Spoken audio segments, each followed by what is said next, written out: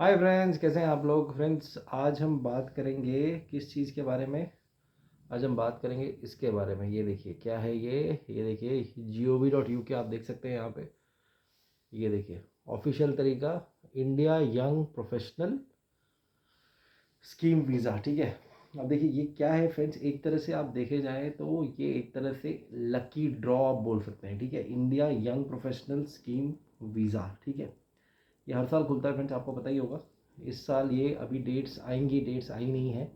ठीक है, डेट्स आएंगी तो डेट्स आने के बाद आपको पता चलेगा। अब देखिए फ्रेंड्स, ये वीज़ा क्या है, अप्लाई करने से फ़ायदे क्या हैं, मैं आपको बताने वाला हूँ। सबसे पहले जानिए एलिजिबिलिटी, आप एलिजिबल हैं कि नहीं। मतलब अगर आपको अप्लाई करना है इसके लिए तो आप एलिजिबिलिटी क्राइटेरिया मीट कर रहे हैं कि नहीं। सबसे पहले है to be eligible for an Indian young professional scheme visa you must. देखिए सबसे पहले बता दूं, मैं आपको इन्फॉर्मेशन कहाँ से बता रहा हूँ। आप देख सकते हैं gov.uk। ठीक है फ्रेंड, gov.uk से बता रहा हूँ, आप भी इन्फॉर्मेशन यहीं से लीजिए। बहुत सिंपल है फ्रेंड्स, ये देखिए सब कुछ लिखा हुआ है यहाँ पे। मैं भी देख के पढ़ रहा हूँ, आप देख के आप भी सारा नॉलेज बटोर सकते हैं। ये देखिए एलिजिबिलिटी लिखी है, आपको बता रहा हूँ। ठीक है, अब देखिए बी एन इंडियन नेशनल और citizen between 18 and 30 years old. आपकी एज होनी चाहिए 18 से 30 साल के बीच में। Be at least 18 years old on the date you plan to travel to the UK. मतलब जिस दिन आप यूके जाने का प्लान कर रहे हैं, समझ लीजिए आपने जब अप्लाई किया तब आप शायद 17 साल के हैं, लेकिन जब आप यूके जाने वाले होंगे, अगर उस टाइम आप दिखा रहे हैं अपने एप्लीकेशन में 18 साल का, तो आप जा सकते हैं। Have a qualification at bachelor's degree level और अबव। ठीक है, और have 2530 pounds in savings to support yourself. अब देखिए फ्रेंड्स, ये एक बहुत ही इंपॉर्टेंट चीज़ यहाँ पे है। ये देखिए 2530 पाउंड आपको रखने हैं अपने अकाउंट में। अगर आप ये नहीं रखिएगा तो आपको मैं और अच्छे से दिखा देता हूँ फ्रेंड्स। यहाँ देखिए 2530 रुपये आपको अपने अकाउंट पे रखने हैं। अगर आपने ये नहीं रखे तो टाई टाई फिश, मतलब आप एलिजिबल नहीं है एक तरह से। ठीक है, ठीक है। Not have any children under the age of 18 who live with you और who are financially responsible for. मतलब आपके कोई बच्चे नहीं होने चाहिए अंडर द एज ऑफ 18 जो आप पे फाइनेंशियली डिपेंडेंट हो। ये देखिए 1 2 3 4 5 चीज़ें हैं, 5 एलिजिबिलिटी क्राइटेरिया हैं। अगर आप ये फुलफिल करते हैं तो आप अप्लाई कर सकते हैं। You must first apply to and be selected in the India young professional scheme ballot before you can apply for your visa. ठीक है, अब देखिए क्या होता है फ्रेंड्स, ये साल में पिछली बार 2023 में फरवरी और जुलाई में निकला था। ठीक है, इस बार देखिए जब डेट आएगी तो उस समय आप देख के अप्लाई कर सकते हैं। अब इसका क्या है पूरा मैं आपको बताऊंगा फ्रेंड्स। एक पीडीएफ डॉक्यूमेंट है इसका, मैं आपको दिखाऊंगा। ठीक है, अगर आप चाहते हैं तो व्हाट्सएप पे आइए मेरे, मैं आपको फ्री में दे दूंगा। इनफैक्ट आप यहाँ से भी डाउनलोड कर सकते हैं, इसी साइट से आप डाउनलोड कर सकते हैं। इसमें पूरा एक बुकलेट है, वो आपको मिल जाएगी। ठीक है, अब देखिए इसमें बताया हुआ है कि 2530 यू विल नीड टू, जो 2530 पाउंड है, you will need to have had the money available for at least 28 days. मतलब 2530 पाउंड जो है वो जिस दिन आप एप्लीकेशन डालेंगे उससे 28 दिन पहले पहले आपके अकाउंट में इन अ रो होना चाहिए। समझ गए आप, day 28 must be with in 31 days of applying for the visa. मतलब एक तरह से आप समझिए कि आपके अकाउंट में इससे ज़्यादा पैसे ही होने चाहिए। ठीक है, अगर आप इस वीज़ा के लिए अप्लाई कर रहे हैं फ्रेंड्स तो अपने अकाउंट में इससे ज़्यादा पैसे ही दिखाइए। ठीक है, क्योंकि ये बोल रहे हैं कि जितने लंबे टाइम तक ये पैसा रहेगा उतना आपके लिए फ़ायदा होगा। तो प्लीज़ उस हिसाब से ही करिएगा। ठीक है, you need to show proof of this when you apply. Obviously आपको बैंक स्टेटमेंट लगाना पड़ेगा। अगर आप बैंक स्टेटमेंट नहीं लगाएंगे तो लोगों को पता कैसे चलेगा कि आपके अकाउंट में इतने पैसे हैं। ठीक है, अब कैसे बैंक स्टेटमेंट लगाना है फ्रेंड्स, एक चीज़ देखिए ध्यान रखिए। आप जब बैंक स्टेटमेंट लगाते हैं किसी भी वीज़ा के लिए तो आजकल लोग क्या कर रहे हैं, इलेक्ट्रॉनिक निकाल रहे हैं। ठीक है, कोई बात नहीं है, बैंक चले जाइए फ्रेंड्स। बैंक जाके बैंक से 2 चीज़ें निकालिए। सबसे पहले होता है आपका एक बैंक सर्टिफिकेट। बैंक सर्टिफिकेट क्या होता है, वो आपको पूरा दिखाता है आपका क्या है, आपकी एफडी कितनी है, आरडी कितनी है, सेविंग्स में कितना पैसा है, टोटल बैंक में आप क्या हैं, सब कुछ उसमें आता है। ठीक है, बैंक सर्टिफिकेट। उसके बाद आप 6 महीने का बैंक स्टेटमेंट लीजिए। बैंक से लेंगे तो बैंक वाला आप उसको बताइए कि मैं वीज़ा के लिए ले रहा हूँ, यूके वीज़ा मुझे अप्लाई करना है, उसके लिए ले रहा हूँ। ठीक है, बैंक वाले समझदार होते हैं, अपने आप समझ जाएंगे। हर पेज पे वो साइन मारेंगे, स्टैंप मारेंगे, साइन मारेंगे, स्टैंप मारेंगे। अगर 6 पेज का बैंक स्टेटमेंट है पिछले 6 महीने का तो हर पेज पे साइन होगा उनका। ठीक है, समझ लीजिए आप आईसीआईसी बैंक से ले रहे हैं तो आईसीआईसी बैंक हर पेज पे स्टैम्प मारेगा। ठीक है, समझ गए, तो ये स्टैम्प पक्का लगाइएगा, जेन्युइन दिखता है। ठीक है फ्रेंड्स, इससे और जो आप बैंक सर्टिफिकेट बनाएंगे वो बैंक के लेटर हेड पे आता है, ठीक है, और उस पर भी मैनेजर का साइन और स्टैम्प, जो भी सामने बैठते हैं मैनेजर असिस्टेंट मैनेजर, उस पर साइन कर सकते हैं। तो ध्यान रखिएगा कि ये चीज़ पक्का कराइए, ये जेन्युइन बात है, ठीक है। अब देखिए फ्रेंड्स, इसमें क्या क्या चीज़ें आप कर सकते हैं, ठीक है। देखिए अब हम अगर 2023 की बात करें, देखिए 2023 India young professional scheme ballet have closed, obviously close हो गया है। 2024 का डिटेल अभी आएगा, इसी साइट पे आने वाला है। देखिए कब हुआ था,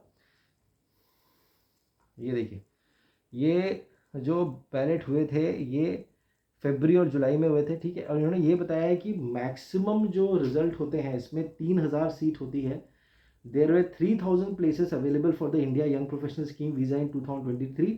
most places were given in the February ballot, the remaining places were given in the July ballot, ठीक है। आप देख सकते हैं, ये देखिए जो डॉक्यूमेंट मैं बोल रहा हूँ, ये देखिए यहाँ से मैं पढ़ रहा हूँ इसको, और जो मैंने आपको पढ़ के बताया अभी ये इसी में है, ठीक है।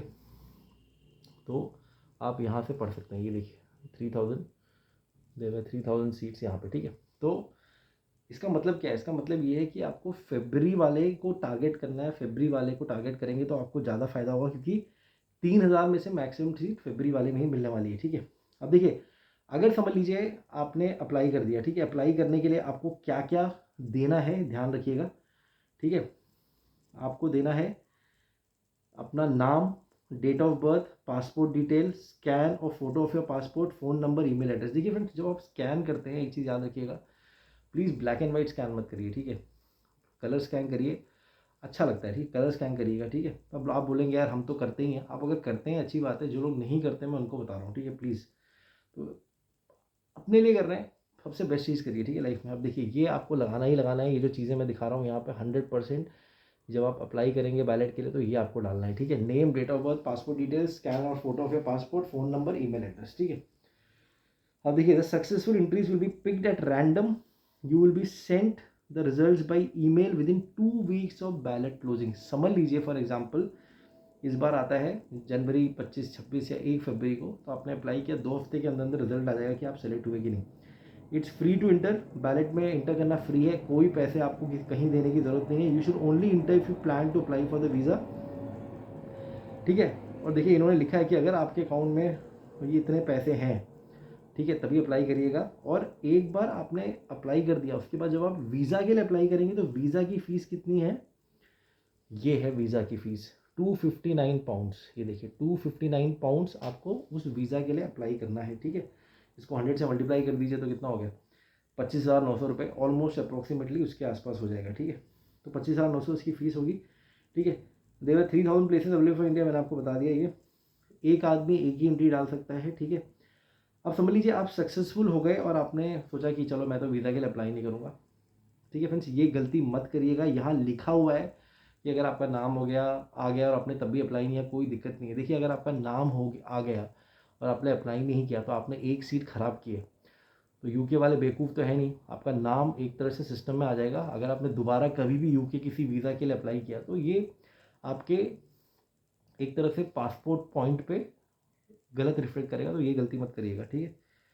अब देखिए यहाँ पे एक और चीज़ है, मैं आपको बताता हूँ यहाँ कि you will have 30 days from the date of email to apply online pay the visa application. समझ लीजिए आपका सिलेक्शन हो गया, आज के डेट पे आपको ईमेल आई है, आज के डेट पे आई, आज से 30 दिन के अंदर अंदर आपको ऑनलाइन अप्लाई करना है, ठीक है। और वीज़ा एप्लीकेशन फ़ी करनी है, ठीक है। और एक इमिग्रेशन हेल्थ सरचार्ज होता है, वो भी आपको पे करना है।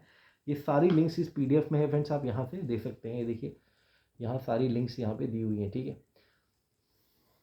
अब the results of the ballot are final, you cannot appeal if you are unsuccessful. मतलब अगर समझ लीजिए शेंजन वीज़ा की तरह इसको अपील नहीं कर सकते, जो आ गया आ गया, ठीक है। उसको आप ये मत सोचिएगा कि मैं अपील करूँ, नहीं कर सकते आप। देखिए सबसे इंपॉर्टेंट चीज़ क्या है, आप फिर से अप्लाई कर सकते हैं। समझ लीजिए आपका नहीं आया, आप हर साल इसमें अप्लाई कर सकते हैं, ठीक है। फिर अब इसके फ़ायदे क्या है, देखिए फिर इसके फ़ायदे ये हैं कि ये यूके जाने का सबसे अच्छा तरीका है, लेकिन जिनके अकाउंट में धनराशि होगी उन्हीं की। आप देखिए जो ये अमाउंट बोल रहे हैं रखने के लिए, ये अमाउंट तो ज़्यादा है फ्रेंड। देखिए इतना मेंटेन अगर आप कर सकते हैं तो अप्लाई करिए। 2530 पाउंड्स जो बोल रहे हैं, ठीक है, 2530 पाउंड ये बोल रहे हैं, तो आप इसको देख लीजिए, ये आपके अकाउंट में होना ही चाहिए क्योंकि ये मैंडेटरी है, ठीक है। इसके फ़ायदे ये हैं कि आप जब आपको ये वीज़ा मिलता है आप यूके में पढ़ाई कर सकते हैं, काम कर सकते हैं, जो आपके मन में है वो कर सकते हैं, ठीक है। तो एक चीज़ याद रखिएगा, ये वीज़ा एक्सटेंड नहीं होता है। अगर आप सोच रहे हैं कि मैं ये वीज़ा लेके जाऊँगा एक्सटेंड होगा, ये एक्सटेंड नहीं होता है, ठीक है। ये एक तरह से एक स्कीम है, स्कीम की एक वैलिडिटी होती है, वैलिडिटी के बाद एक्सटेंड नहीं होता। आप क्या कर सकते हैं, जब आप इस स्कीम में वहाँ पहुँचेंगे, आप दूसरे किसी एम्प्लॉयर से बात करके अपनी अगली जॉब के लिए बात कर सकते हैं, ठीक है। कोशिश ये करिएगा कि आपका जो नेक्स्ट जॉब है वो इसके बाद ही शुरू हो, इसको बीच में ब्रेक करके दूसरी जॉब मत पकड़िएगा, वरना क्या होगा, फिर से मैंने आपको बोला, आप यूके इमिग्रेशन सर्विस के एक तरह से आपका रिकॉर्ड आ जाएगा कि इन्होंने बैलेट में आए, फिर यहाँ पहुँचे, लेकिन उसके बाद ब्रेक करके दूसरे में चले गए। तो हर जो आप वीज़ा लेते हैं उसकी वैलिडिटी को पूरा करिए, उसके बीच में अपने दूसरे एम्प्लॉयर से बात करिए, और जब ये खत्म होता है तब दूसरे पे जाइए। स्टेप बाय स्टेप रहिए फ्रेंड। उससे क्या होता है ना, देखिए पासपोर्ट का आपका पासपोर्ट का कैरेक्टर बना रहेगा, और आप इमिग्रेशन अथॉरिटी की नज़रों में भी नहीं आएंगे, ठीक है फ्रेंड्स। तो ये चीज़ पक्का ध्यान रखिएगा फ्रेंड्स। ये था यूके का एक तरह से आप बोल सकते हैं यूके जाने का तरीका, ठीक है। India young professional scheme visa जो है, ठीक है।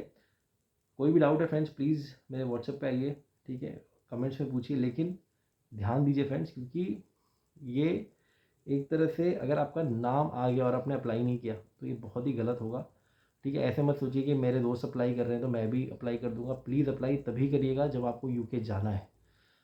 दूसरों को देख के कंपेयर करके मत करिए, इसमें लॉस आपका ही होगा, पैसे भी, क्योंकि और आप किसी एक आदमी की सीट ख़राब करेंगे जिसको और एक्चुअली यूके जाना था। तो जिसको जाना है वही अप्लाई करिए, बट टाइम बर्बाद मत करिए। सोचिए कि आपको यूके में जाना है, किस लिए जाना है, क्यों जाना है, क्या आपके लिए परफेक्ट है, और उसके बाद अप्लाई करिए। Take care, god bless, and wish you happy new year advance.